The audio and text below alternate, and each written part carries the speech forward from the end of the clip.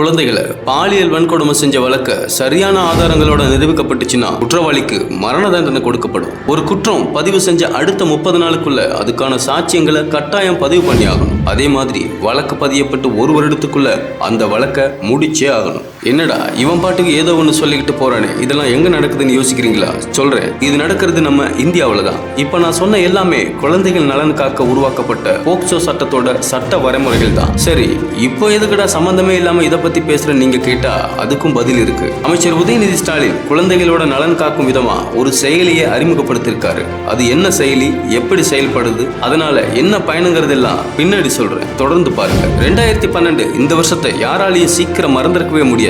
காரணம், மாயன் காலண்டர் முடிவு, சூப்பர் நாளான 12-12-12 உலகம் அழிய போதுங்கிற வதந்தி, இந்தியாவை அதிர வச்ச நிர்பயா பாலியல் வன்கொடுமைன்னு நிறைய விஷயங்கள் நடந்துச்சு. இப்படி வதந்திகளும் அதிர்வுகளும் அதிகம் அரங்கேறின அதே 2012 வருஷம் தான் எந்த ஆர்ப்பாட்டமும் இல்லாம ஏற்றப்பட்டுச்சு போக்சோ சட்டம். உலகத்திலேயே சீனாவையும் தாண்டி அதிக இளைஞர்கள் மற்றும் குழந்தைகள் இருக்கிற நாடு இந்தியா தான். அப்பெல்லாம் குழந்தைகளுக்கு எதிரான பாலியல் வன்கொடுமைகளும் அத்துமீறல்களும் நிறைய நடந்துகிட்டே இருந்துச்சு. இதுக்காக அப்போதான் நடந்துச்சா இப்போ நடக்கலையான்னு நீங்க கேட்கலாம். இப்பவும் நிறைய குற்றங்கள் நடக்குது. ஆனா போக்சோ வந்த பிறகு அந்த குற்றங்கள் வெளிச்சத்துக்கு வந்திருக்கு. குற்றம் சுமத்தப்பட்டவங்க ஒரு உயர் அதிகாரியா இருந்தாலும் அவரை விசாரணை செய்யற நடைமுறை வந்திருக்கு. இதுக்கு சமீபத்துல கர்நாடகாவில் நடந்த சம்பவமே உதாரணம்.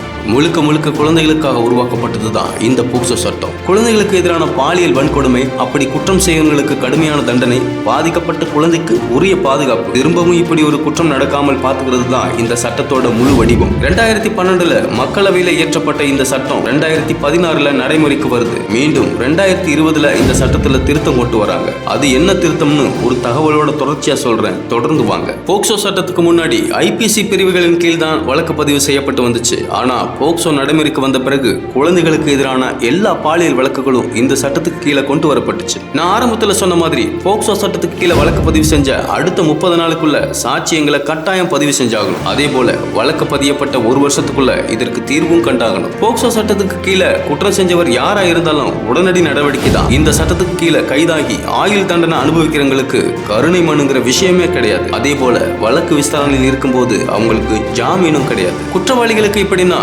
பாதிக்கப்பட்ட குழந்தைகளுக்கு உரிய பாதுகாப்பு, காயம்பட்டிருந்த அரசு செலவுல அதற்கான உரிய சிகிச்சை, குழந்தைகளை எந்த விதத்திலும் துன்புறுத்தாத வகையில வழக்கு விசாரணை, தன் உறவினர் அல்லது வீட்டில் இருக்கிறவங்களாலேயே குழந்தை பாதிக்கப்பட்டிருந்தால் அந்த குழந்தை அடுத்த நொடியிலிருந்து தன் சொந்த வீட்டிலேயே இருக்கக்கூடாது. பாதிக்கப்பட்ட குழந்தைகளோட ஒவ்வொரு சாட்சியத்தையும் தவறாமல் பதிவு செய்யணும். அவங்க கேட்கிற வசதிகளை அவங்களுக்கு செஞ்சு கொடுக்கணும்னு குழந்தைகளை காக்க மட்டுமே இந்த சட்டம் உருவாக்கப்பட்டிருக்கு. 2012 இயற்றப்பட்ட இந்த சட்டத்துல அதிகபட்ச தண்டனையா ஆயுள் தண்டனை இருந்துச்சு. ஆனா அதுவே 2020 சட்டம் திருத்தம் செஞ்சு அதிகபட்ச தண்டனையா மரண தண்டனையை விதிக்கலான்னு சட்டம் நிறைவேற்றப்பட்டுச்சு. போக்சோ சட்டம் வந்த பிறகு வருஷம் முழுக்க பல லட்சக்கணக்கான வழக்குகள் இந்த சட்டத்தின் கீழ் பதியப்பட்டு தான் இருக்கு. ஆனா இதுவரைக்கும் இதுல சொல்லப்பட்டிருக்கிற அதிகபட்ச தண்டனையான மரண தண்டனை யாருக்கும் விதிக்கப்படல. போக்சோ வழக்குகள்ல அதிக எண்ணிக்கையில் உத்தரப்பிரதேஷ் முதலிடத்திலையும், மகாராஷ்டிரா 2வது இடத்திலையும், பீகார், மேற்கு வங்கம், கேரளா அடுத்தடுத்த இடங்கள்ல இருக்கு. இதுல தமிழகம் 10க்கும் மேலான இடத்துல இருக்கு. போக்சோ வழக்குகளுக்கு எல்லா மாநில அரசுகளும் தனி கவனம் செலுத்திட்டு தான் வருது.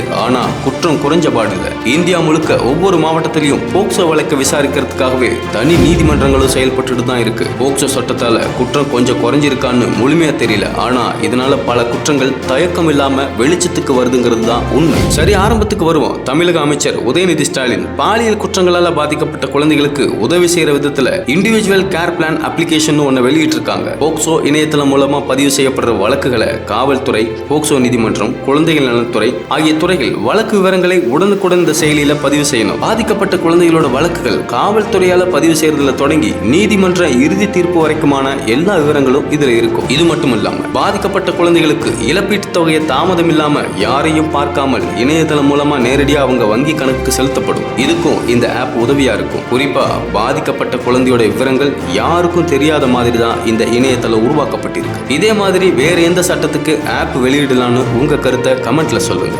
நன்றி.